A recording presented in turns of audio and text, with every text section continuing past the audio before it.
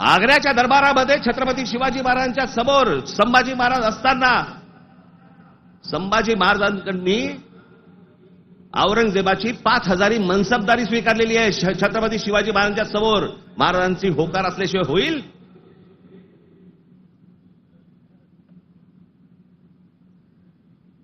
पण आता दरबारात अडकलोय, स्वीकारल्याशिवाय पर्याय नाही. आता स्वीकारू, नंतरचं नंतर बघू. राजकारण असतं ते. परिस्थिती काय, त्या परिस्थितीमध्ये कोणते निर्णय घ्यावे लागतात, काय परिस्थिती असते, आपण पाहणार आहोत का नाही? कशा अंगाने इतिहास पाहायचा असतो हे आपण कधी बघणार आहोत की नाही?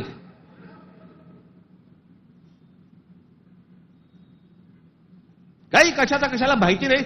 छत्रपती शिवाजी महाराजांसाठी औरंगजेबाचा जो माणूस आला होता, मिर्झा राजे जयसिंग राजपूत हिंदू होता ना,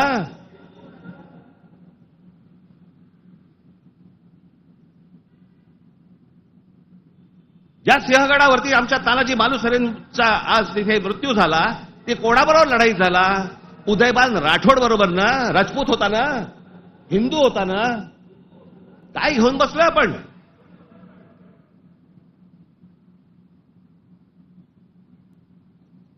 कोणत्या काळात जगतो आहोत आपण?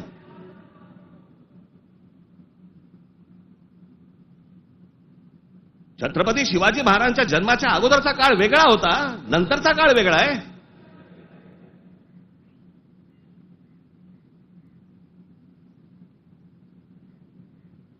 मी अनेकदा माझ्या भाषणांमध्ये मी सांगितलेलं आहे, परत एकदा सांगतो, औरंगजेब विषय निघालाय म्हणून.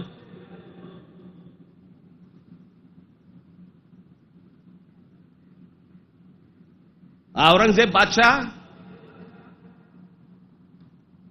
याचं राज्य कुठपासून कुठपर्यंत होतं? अफगाणिस्तान पासून दक्षिणेपर्यंत आणि इथे बंगालपर्यंत.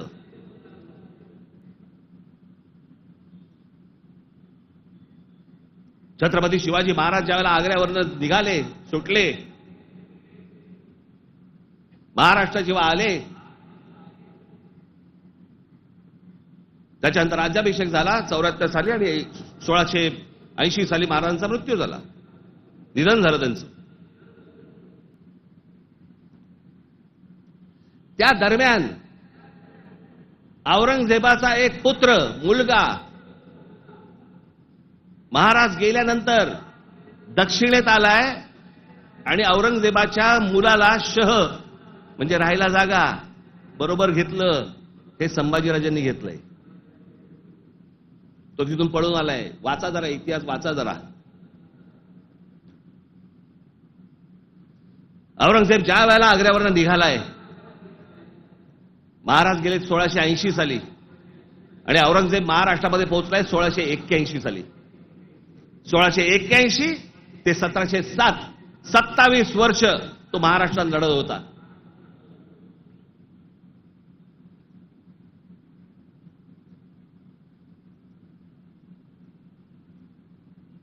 आमच्या संभाजी राजांबरोबर लढला, त्याला क्रूर पद्धतीने मारलं. राजाराम महाराज लढले, संताजी धनाजी लढले आणि आमच्या तारा राणी साहेब लढल्या.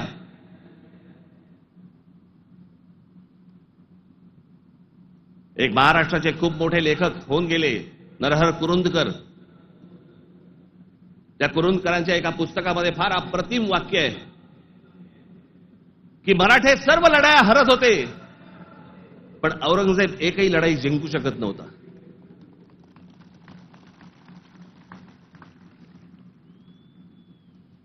याचं कारण छत्रपती शिवाजी महाराजांचं निधन झाल्यावरती खरं तर औरंगजेबाने परत जायला पाहिजे होतं आग्र्याला. नाही, तो इथे का थांबला?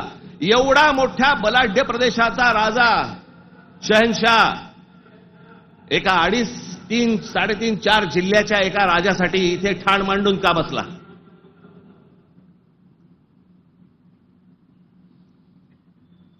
त्याला माहिती होतं छत्रपती शिवाजी महाराजांचं निधन झालंय, मग का ठाण मांडून बसला होता? शिवाजी महाराज तर गेले होते, त्याला शिवाजी नावाचा विचार मारायचा होता, जो त्याला जमला नाही.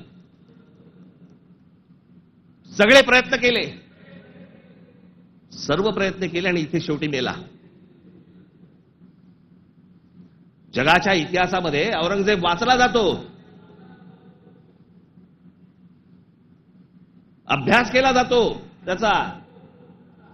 पण ज्या वेळेला त्याचा अभ्यास केला जातो त्यावेळेला जगभरातल्या लोकांना कळतं की तो काय करायला गेला होता आणि कसा मेला. तिथे छत्रपती शिवाजी महाराजांचं नाव येतं जगभरामध्ये.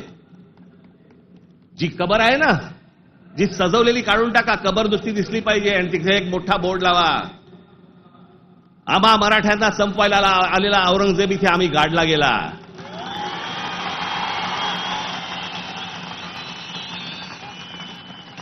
हा आमचा इतिहास.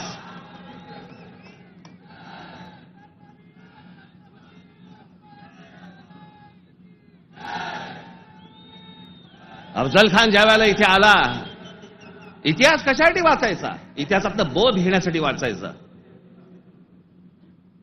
अफजल खान जेव्हा इथे आला त्यावेळेला प्रतापगडावरती मारला गेला खाली, तिथेच त्याची खाली कबर खोदली गेली, तिथेच त्याला पुरला. मराठीत एक फार अप्रतिम जो शब्द आहे ना, पुरून उरीन, तो आहे. तुला पुरीन आणि उरीन. तो पुरला त्याला तिकडे अफजल खानाला. तो शिवाजी महाराजांच्या होकाराशिवाय पुरला नसेल. त्याची कबर जी केली आहे ती महाराजांना विचारल्याशिवाय केली नसेल. महाराजांनी सांगितलं असेल, निश्चित करा, जगाला कळू दे कोणाला मारलाय.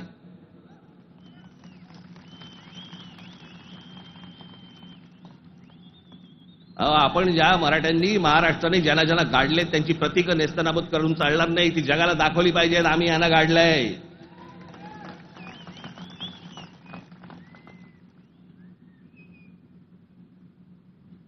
इस्रायलची एक खूप मोठी संघटना आहे मोसाद नावाची.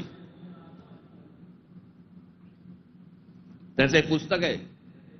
त्या पुस्तकामधली एक ओळ फार अप्रतिम ओळ आहे. आणि त्याच्यात त्यांनी दिलंय की आम्ही अनेक स्मारकं बांधली इथे इस्रायलमध्ये, पण अनेक लोकांची आम्ही स्मारकं बांधली नाहीत. का?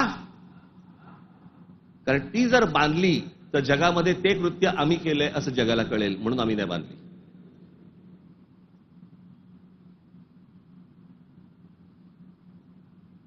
असा विचार ते करतात. आणि आम्ही कोणाला गाडले हे आम्ही जगाला दाखवायचं नाही. खरं तर शाळेतल्या लहान लहान मुलांच्या तिकडे ट्रिप घेऊन गेल्या पाहिजेत, बसेस भरून घेऊन गेल्या पाहिजेत आणि लहान मुलांना सांगितलं पाहिजे, बाळांनो, महाराजांनी याला गाडला, हा आपल्यावर आला होता, हा आपल्या धर्मावर उलटला होता, हा आमची मंदिरं पाडत होता, हा आमच्या बहिणीची आबरू लुटत होता, याला आम्ही गाडला.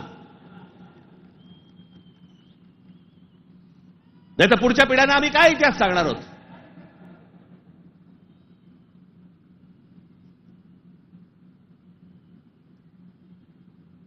माझं महाराष्ट्रातल्या सर्व तरुणांना आणि तरुणींना माझं सर्वांना सांगणं आहे, खास करून तरुणांना आणि तरुणींना, व्हॉट्सअपवरती इतिहास वाचायचा पहिला बंद करा. आणि इतिहास ज्या वेळेला तुम्हाला जातीतनं सांगण्याचा कोणीतरी प्रयत्न ज्या वेळेला करेल त्यावेळेला लक्षात ठेवा, तो कुठच्या ना तरी कुठच्या पक्षाला बांधील असेल.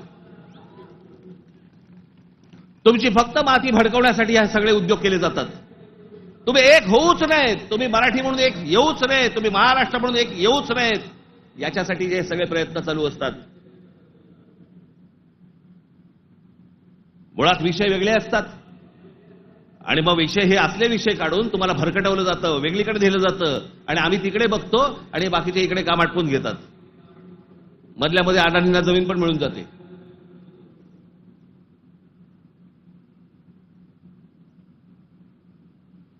मुंबईचा विमानतळ दिला अदानीला, मग अजून कुठचा नवी मुंबईचा दिला अदानीला, मग आता पालघरचा दिला अदानीला, मग तिकडचं बंद दिला अदानीला. अदानी हुशार निघाला, आम्ही अडाणी निघालो.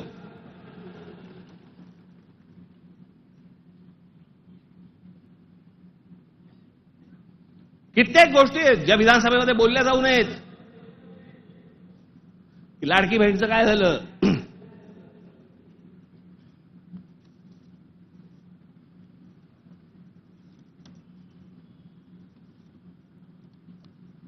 लाडकी बहीणचं काय झालं? काही नाही. बंद होणार ती योजना. मी निवडणुकीच्या वेळेला सांगत होतो, पण माझं खरं सांगून तुम्हाला पटलं नाही, त्यांचं खोटं सांगून पटलं. काय कमाल आहे.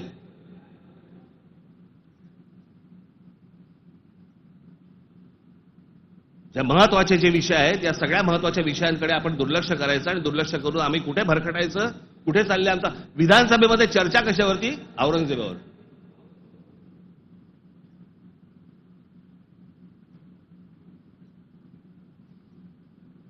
मी तुम्हाला मुद्दामून सांगतोय की तो तुर्कस्तान म्हणजे आताचा टर्की हा देश तलवारीच्या धारेवरती, धर्माच्या धारेवरती उभा राहिला. सगळ्या ठिकाणी आक्रमण केली. हा औरंगजेब म्हणजे हे सगळे आहेत ना, बाबर बिबर पासून सगळे, हे सगळे तुर्की मंगोलियन लोक आहेत. आपण ज्यांना मोघल म्हणतो ना, मोघल म्हणजे मंगोल्स, चंगीज खानवाले. हा तुर्की मंगोल आहे.